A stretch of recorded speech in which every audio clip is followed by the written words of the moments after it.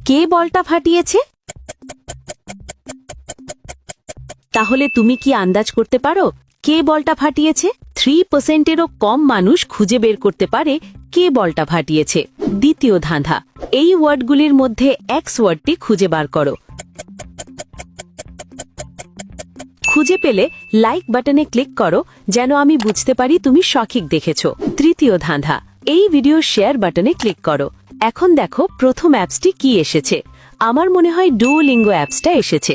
যদি ঠিক বলে থাকি তাহলে তুমি পরের ধাপে যেতে পারবে না। একটা গোপন কথা, যদি রাতের মধ্যে একটা দারুণ সুখবর পেতে চাও তাহলে এক্ষুনি আমাকে ফলো করে রাখো। ফাইনাল ধাঁধা, সাবধান, এটা সহজ না। এই ইমোজির ভিতরে একটি ভিন্ন ইমোজি খুঁজে বার করো।